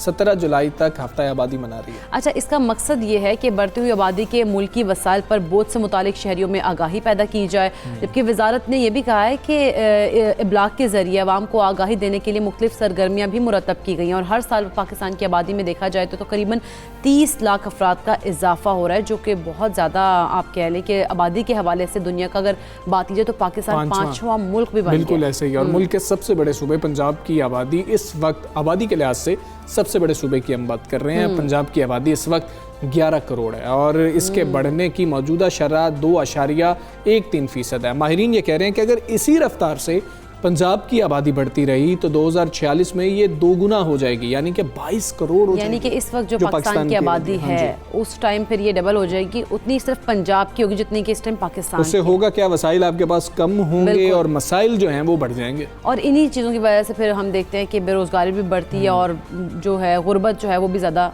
फूड सिक्योरिटी भी इसी के साथ लेंगे ना आप देखें तो, क्योंकि आपकी डिमांड बहुत ज़्यादा बढ़ जाती है। और पंजाब की आबादी मुल्क की मजमूई आबादी का तकरीबन 53%। बिल्कुल ऐसा ही है, वही तो हाफ है, तो फिर वो उन्होंने कहा कि वो डबल हो जाएगी। खैर आबादी में इजाफे की बुनियादी वजह कम उम्र की शादियाँ, बेटे की ख्वाहिश और इस सोच को बदलने की ज़रूरत है। वैसे देखा जाए तो वो रीजंस बताई हैं, लेकिन उन्होंने कहा कि इन रीजंस को चेंज करने की अब ज़रूरत है। और आबादी में इजाफा जो बुनियादी ढांचा, सेहत, तालीम और खुराक की मौजूदा सहूलियात पर दबाव डाल रही हैं तमाम चीज़ें, तो इनको ठीक करना पड़ेगा। हमारे सेक्टर्स जो हैं ये कोई बहुत अच्छा काम नहीं कर रहे हैं और फिर उन पे मजीद प्रेशर पड़ता चला जा रहा है। बात करेंगे डेप्यूटी एग्जीक्यूटिव डायरेक्टर या पार्टनरशिप इरफान मुफ्ती साहब हमारे साथ मौजूद हैं। मुफ्ती साहब अस्सलाम वालेकुम, गुड मॉर्निंग। माहिरीन के मुताबिक ये रिपोर्ट भी जो हमने शेयर की है, पंजाब की आबादी अगर 2046 में देखा जाए तो 22 करोड़ तक पहुँचने का इम्कान है, जो इस वक्त पूरे पाकिस्तान की तकरीबन आबादी है। इतनी आबादी बढ़ने की सूरत में रिसोर्सेज पर कितना दबाव आएगा? जो आपने जिस इशारा किया ये बड़ी अहम बात है। इस वक्त भी पंजाब की आबादी जैसे आपने कहा 11 करोड़ से ऊपर है, और अगर ये एक इंडिपेंडेंट मुल्क होता तो दुनिया का ये 12वां बड़ा मुल्क होता। आप इसे अंदाज़ा लगाएं कि एक सिर्फ एक सूबा है जिसकी आबादी एक बहुत बड़ी तादाद में बढ़ चुकी है, और ये आबादी की शरह पाकिस्तान की जो आबादी की शरह से ज़्यादा है। यानी पाकिस्तान में कोई 2.14 है और ये कोई 2.3 के करीब पंजाब की ग्रोथ हो रही है। और आप ये देखिए कि पंजाब की ज़्यादा आबादी जो है इसका बड़ा हिस्सा सिर्फ 11 शहरों के गिर्द में रहता है। तो ये भी एक बड़ा मसला है कि पंजाब में जो अर्बन माइग्रेशन का रुझान है उसकी वजह से सारा रिसोर्स का दबाव उन शहरों पर पड़ रहा है, और देहातों से लोग माइग्रेट करके शहरों की तरफ जाते हैं रोज़गार की तलाश में। और पंजाब में अगर आप शहरों का जायज़ा लें तो बड़े बड़े कच्ची आबादियाँ बन गई हैं, बहुत ज़्यादा पर दबाव बढ़ रहा है। तो हमें इस पर सोचना पड़ेगा। ये सिर्फ आबादी का बढ़ना जो है ना, ये कोई अददी मसला नहीं है, ये रवाई का एक बहुत बड़ा चैलेंज है। आप हर साल जैसे आपने कहा कि एक बड़ी तादाद में हमारे यहाँ आबादी बढ़ती है, अगर हम सिर्फ 2.13 को ही ले लें तो तकरीबन को 40 से 45 लाख लोग हर साल हमारे इजाफा होता है।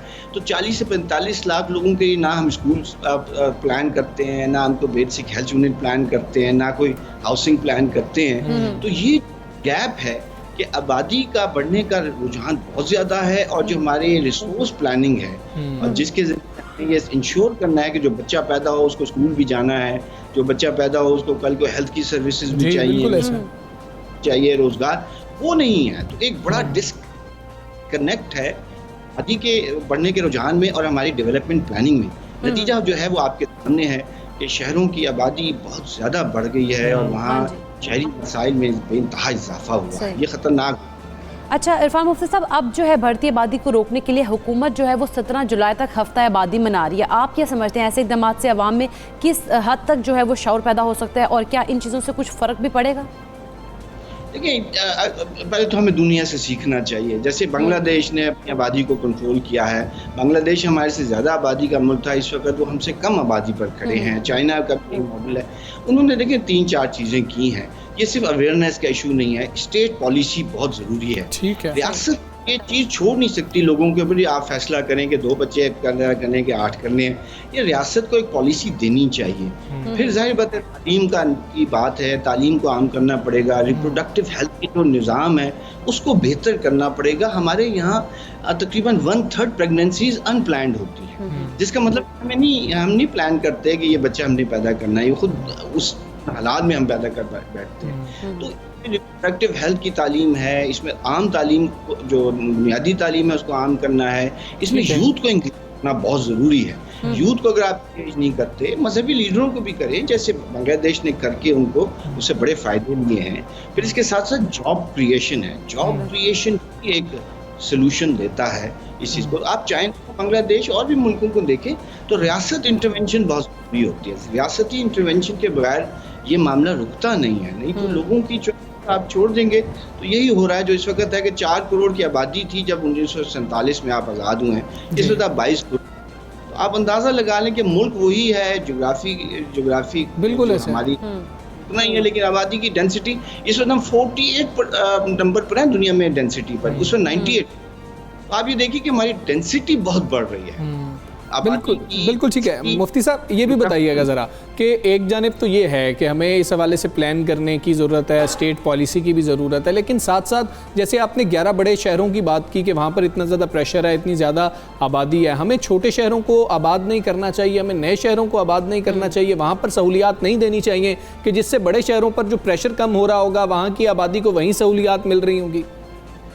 एक बुनियादी फ़लसफ़ा जो दुनिया ने सीखा है वो ये कहा है कि शहरों में फैसिलिटीज़ ना दें, गाँव में शहरों की फैसिलिटीज़ दें। इसका ये मतलब है कि गाँव के अंदर ही अगर आप बेसिक हेल्थ दे दें, तालीम की बेहतर सर्विसेज दे दें, निकासी आपका रोज़गार का, तो फिर ये जो दबाव है शहरों की तरफ रुझान है ये कम हो जाएगा। तो आप देहातों के अंदर वो फैसिलिटीज़ पहुंचा दें तो फिर ये जो माइग्रेशन का रुझान है ये बहुत कम हो जाएगा। पंजाब में तो ये बहुत ख़तरनाक हद तक है।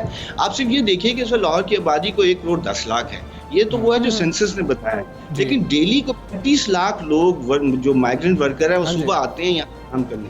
तो एक शहर एकदम एक्सपैंड करता है, एक ही दिन में सुबह से शाम तक उसकी आबादी में कोई 25% इजाफा हो जाता है। तो ये बड़ी खतरनाक बात है कि वो रोज़गार वहाँ क्यों नहीं मिल सकता जहाँ वो रहते हैं, वो बजाय इसके कि सुबह उठें और शहर की तरफ चलें और फिर शहर से गाँव में जाएं, वही देहात रोज़गार उनको मिलना चाहिए। बिल्कुल ठीक है। इरफान मुफ्ती साहब बहुत शुक्रिया। सबसवेरे पाकिस्तान से आप बात कर रहे थे, बड़ा अहम मामला है इसके ऊपर, जिस तरह से वो कह रहे थे कि स्टेट पॉलिसी की भी ज़रूरत है और बाकी मामला भी आपने सुने। हम यहाँ पर एक ब्रेक लेंगे, ब्रेक के बाद वापस आते हैं। Stay with us.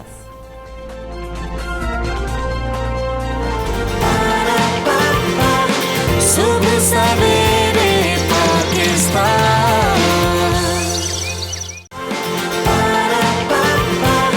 सुबह सवेरे पाकिस्तान।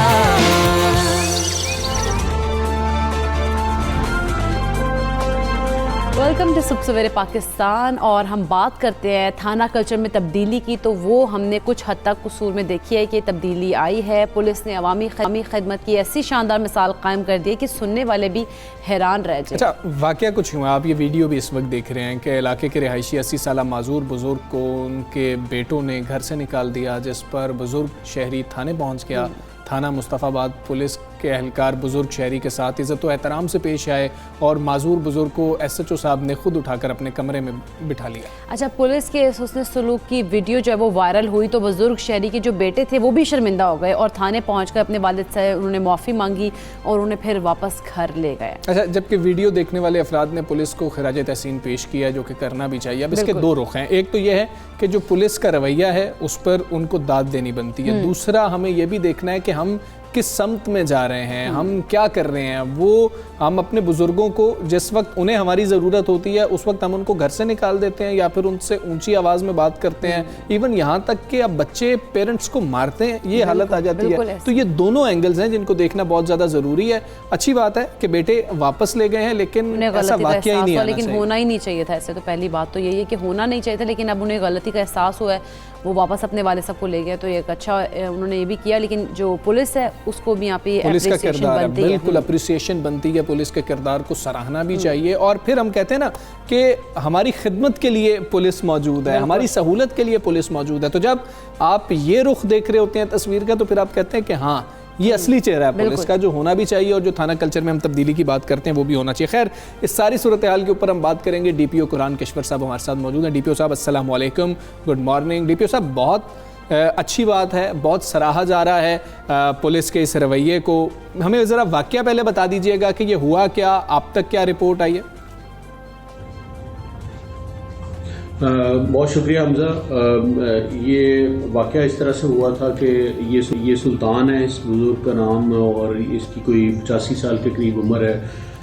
एक मामूली सा जायदाद की तकसीम के तनाज़े पे मतलब पहले झगड़े होते थे घर में, तो इस बुज़ुर्ग को उसके दोनों बेटों ने मिल के घर से निकाल दिया। ये घर के बाहर दहलीज पे बैठा हुआ था, वहाँ पे पुलिस की पेट्रोलिंग हो रही थी। वहाँ से हमने इसको पिक किया। हमें तो मतलब चूँकि बाबा बिल्कुल ही मूव नहीं कर सकता था ऑन हिज ओन लेग्स, तो उसको फिर हम पहले गाड़ी में बिठाया, फिर हमने उसको थाने में उठा के लेके आए। और फिर जब हमने उससे बिठा के और तसल्ली से उसकी तफसील पूछी, तो फिर उसके बाद उसके बेटों को तलब किया गया। तो ये तलब करने के बाद, उनको सुनने के बाद इस बात का खुद ही एहसास हो गया कि अगर हमने उसको, ऑफ कोर्स एक नया लॉ जो कि अमेंडमेंट भी आ चुकी है इसमें, कि घरों से उनके जो बच्चे हैं वो निकाल नहीं सकते बुजुर्गों को। तो हमने जब ये वाकया बेसिकली हुआ था। और फिर उसके बेटे ने माफ़ी मांगी और उसके बाप को वो घर लेके गया, अपने बाप को, दोनों। अच्छा, ये जो अमेंडमेंट आपने कहा आई है, इससे क्या आप देखते हैं कोई पॉजिटिविटी भी आई है? जो इन जिस तरह से हम देख रहे हैं कि एक इकदाम किया गया बच्चों की जानिब से, आपके इन चीज़ों में चेंजिंग भी देख रहे हैं कि फ्यूचर में इन चीज़ों की वजह से बेहतरी आएगी?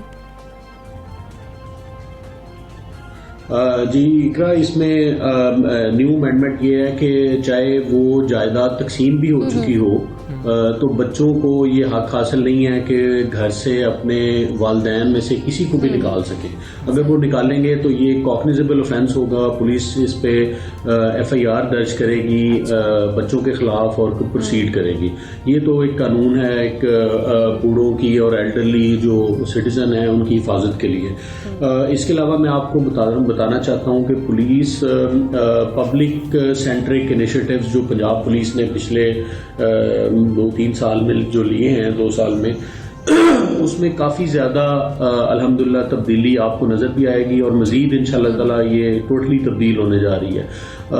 जैसे विक्टिम सपोर्ट ऑफिसर्स हर थाने में तैनात कर दिए गए हैं, जिनका मकसद ये है कि जो भी इस तरह के विक्टिम हो, चाहे कोई रेप विक्टिम है, कोई चाइल्ड अब्यूज़ का केस है, कोई डोमेस्टिक वायलेंस का केस है, इस तरह के कोई भी विक्टिम्स हों, तो उनके लिए एक डेडिकेटेड विक्टिम सपोर्ट ऑफिसर हर थाने में बैठा हुआ है, जो right from the filing of the application till the चलानिंग and arrest of the accused, prosecution in court, हर स्टेज पे विक्टिम को सपोर्ट करता है। इसके अलावा पुलिस खिदमत मराकज़ हैं जो कि ऑनलाइन हैं, वन लिंक है पूरे मुल्क में। इसी तरह हमारे मोबाइल खिदमत मराकज़ भी हैं, जो अगर लोग वहाँ पे खिदमत मरकज़ में नहीं जा सकते तो हमारी गाड़ियों पे लोग जाते हैं और लोगों की कंप्लेंट सुनते हैं और फिर वो वहाँ पे अपनी फैसिलिटेशन डेस्क आप समझ लें कि वो बने हुए हैं। इस तरह कंप्लेंट्स मैनेजमेंट सिस्टम है जो रेवोल्यूशनाइज कर रही है। पूरे वर्ल्ड में ये ऐसा ही है कि आप जहाँ पे भी हैं मौजूद, फॉर एग्जांपल कसूर की आपने FIR DG खान में मौजूद है और आपको पता लगता है आपके घर के साथ कोई वारदात हो गई है या किसी फर्द के साथ कसूर में वारदात हुई है, तो आप DG खान के अंदर ही कंप्लेंट मैनेजमेंट सिस्टम में ऑनलाइन कंप्लेंट अंदराज करें और वो हम यहाँ पे उसको प्रोसीड करना शुरू कर देंगे। यानी टोटली पूरा पंजाब वन लिंक हो चुका है इस मामले में कंप्लेंट में। जो नॉर्मली ये होता था कि FIR के अंदराज में प्रॉब्लम होती है और लोगों को पता नहीं होता, ठीक है। तो इसके अलावा सिप्स इनिशिएटिव है जो काफ़ी इनिशिएटिव है जो हम पब्लिक सेंट्रिक इनिशिएटिव्स ले रहे हैं और पब्लिक हमारे लिए वीआईपी है और इंशाल्लाह ताला वाज़े हम पुलिस कल्चर में और ट्रेनिंग का हिस्सा भी हम इसको बना रहे हैं अपने पुलिस ऑफिसर्स। बिल्कुल ठीक है डीपीओ साहब, बड़ी अच्छी बात है जो आप इनिशिएटिव्स की बात कर रहे हैं। साथ ही वो जो आपकी टीम जो पेट्रोलिंग का हिस्सा थी, जिन्होंने ये चीज़ देखी, ये मामला देखा, फिर वो बुज़ुर्ग को लेकर आए, उनके लिए कोई तारीफ़ी असनाद, कोई अप्रिसिएशन सर्टिफिकेट्स उनका ऐलान किया गया और बाकी ताकि जो पुलिस के लोग हैं, जो वहाँ पर मुलाजमीन हैं, अफसरान हैं, उनके अंदर भी ये हौसला पैदा हो कि अच्छा काम हमें ये करना है और एक खौफ अवाम का उससे कम हो जाता है। अवाम अक्सर डरते हैं पुलिस से बात करते हुए, वो इमेज बेहतर होगा। जी जी बिल्कुल। एक और इंटरेस्टिंग एस्पेक्ट मैं इसमें बताऊं कि हमारे जो ये SHO हैं मुस्तफाबाद, जिन्होंने ये काम किया और फिर जिनकी टीम ने काम किया, उन्होंने PhD की हुई है। मतलब वो बड़े एक वेल रेड ऑफिसर हैं खुद भी और वेरी फ्यू अमंग SHOs जो मेरा ख्याल में जो PhD होल्डर्स हैं और उन्होंने ऑफ कोर्स ये एक पैराडाइम शिफ्ट करने के लिए ये सारी एफर्ट हम इसी तरह थानों में जो पोस्टिंग कर रहे हैं एज SHOs, उनको भी हम ये कोशिश कर रहे हैं कि जो ग्रेजुएट और जो अच्छे वेल रेड और रिफाइंड हमारे ऑफिसर्स हैं उनको किया जाए। और इसी तरह जो अभी IG साहब का इनिशिएटिव है कि वो हम एक किस्म की पुलिस की पर्जिंग कर रहे हैं कि ऐसे एलिमेंट जो क्रिमिनल रिकॉर्ड होल्डर हैं या जिनको माजी में मेजर पनिशमेंट्स मिल चुकी हैं या जो एटीट्यूड की वजह से जिनको डिपार्टमेंटल पनिशमेंट्स मिल चुकी हैं, उनको थानों में पोस्ट ना किया जाए ताकि उनका ब्लैमिश्ड रिकॉर्ड जो है वो पब्लिक के लिए प्रॉब्लम न बने।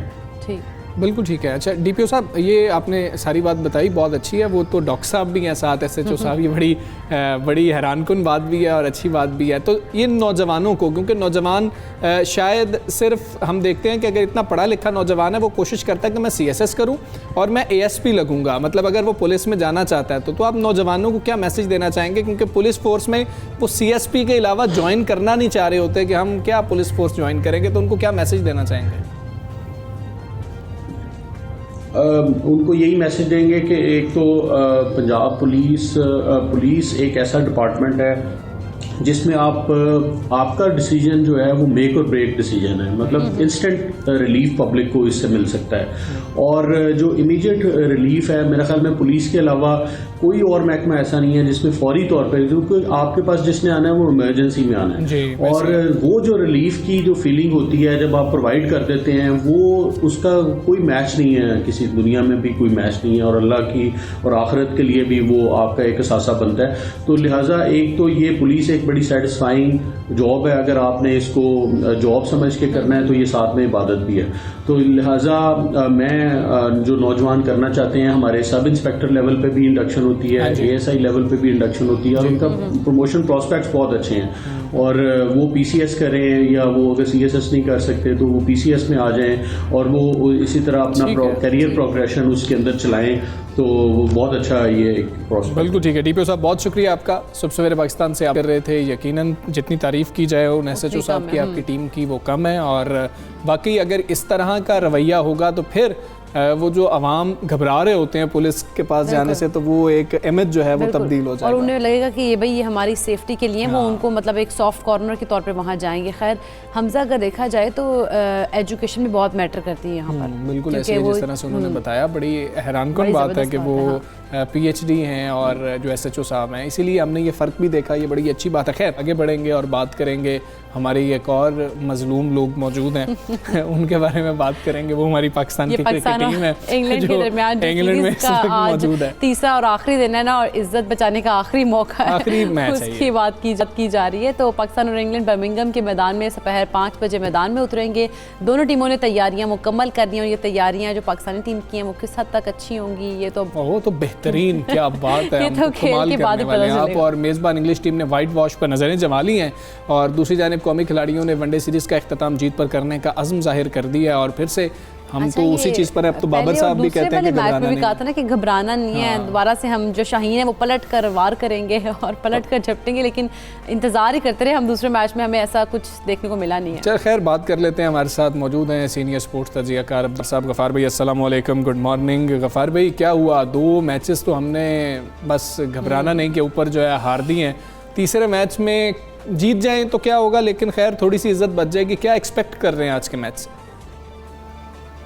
बहुत बहुत शुक्रिया, वालेकुम सलाम और सुबह खैर। और जैसा आपने कहा, क्या कह सकते हैं इस परफॉर्मेंस के ऊपर। एक ऐसी टीम जो 48 घंटे पहले सीरीज से पकड़ धकड़ नहीं होती, वो मतलब एक काउंटी से दूसरे काउंटी से कौन किधर मौजूद है जी, बस पूरी 18 करनी। इज्जत बचाने के लिए उनको अपनी टीम जमा करनी पड़ी जी। और बेन स्टोक्स हो, उनके कोच हो, बुलाना पड़ा। ऐसी टीम से हमजा अगर आप हार जाएं तो आप स्टेटस अपने क्रिकेट का खुद इसका अंदाजा लगा लें।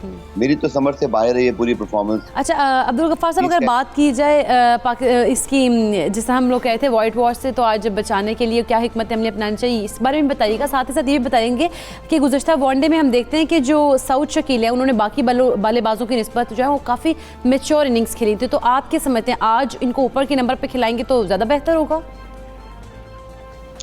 देखिए, बड़ा अच्छा डेब्यू था सऊद शकील का और इस सीरीज के अंदर आई थिंक जो पॉजिटिव चीज है वो उनकी बैटिंग की है। लेकिन मैं तो ये एक्सपेक्ट कर रहा हूँ कि जो हमारी बेंच स्ट्रेंथ है, जिसके अंदर अब अब्दुल्ला शफीक हैं, उस्मान कादिर हैं, मोहम्मद नवाज हैं, हसनैन हैं, इन सबको खिलाया जाए।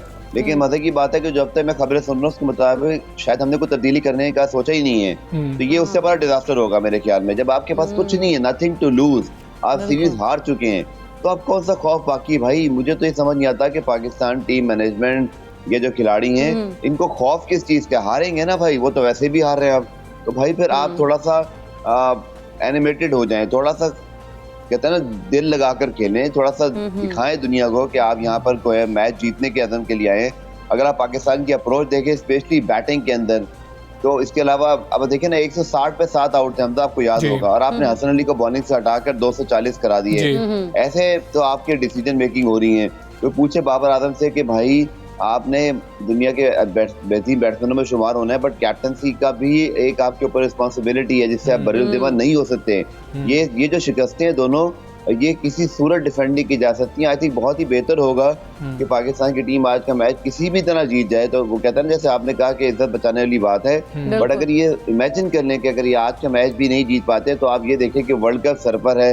वेस्ट इंडीज से दूसरी जानिब जहां हमने दोबारा इसके बाद जाना है, उन्होंने 3-0 कर दिया ऑस्ट्रेलिया को। तो आप तैयारी पकड़ने की इंग्लैंड से बचेंगे, तो फिर वो कहते हैं आसमान से गिरा खजूर में अटका, वेस्ट इंडीज तैयार है आपके। ऐसे हालात में तो लग रहा था कि इंग्लैंड से जीतना ज्यादा आसान है। जो वेस्ट इंडीज इस वक्त टीम खेल रही है, वो तो हर बंदा आता है और बैटिंग करते हुए कमाल कर रहा है। खैर ये भी हमें बताइएगा कि हमने वाइस कप्तान नामजद कर दिया, बना दिया शादाब को, क्या टीम में जगह बन रही है? अगर हम मौजूदा उनकी परफॉर्मेंस को देखें, हम उनको हसन अली से ऊपर, फ़हीम अशरफ से ऊपर, सबसे ऊपर लेके आ जाते हैं। बॉलिंग उनका अगर देखें तो मेन फोकस होना चाहिए, वहाँ पर वो विकेट भी नहीं ले पा रहे हैं। एक आधी विकेट लेते हैं, स्कोर कितना खा लेते हैं। क्या करना चाहिए? हमने वाइस कप्तान भी ऐसे ही बना दिया।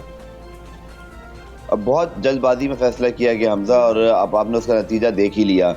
अगर आप देखें इस पाकिस्तान की वनडे टीम के अंदर, तो सब खिलाड़ी जो है ना, स्पेशली बॉलिंग के अंदर हारिस रऊफ हों, या अगर हम देखें शादाब खान को, या अगर हम देखें इससे पहले जो वनडे में हमने मिडिल ऑर्डर में खिलाड़ी खिलाए, सब जो है ना वो लग रहा है ऑप्टिमिस्टिक होके फैसले की जा रहे हैं कि ये कर सकता है।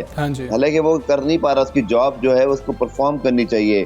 आई थिंक फॉर ग्रांटेड ली हुई है प्लेसेस पाकिस्तान टीम के अंदर कुछ खिलाड़ियों ने, और मजे की बात है उनको ड्रॉप भी नहीं किया जाता। तमाम लोगों के लिए ना जिंदगी बड़ी आसान बना दी पाकिस्तान टीम के अंदर।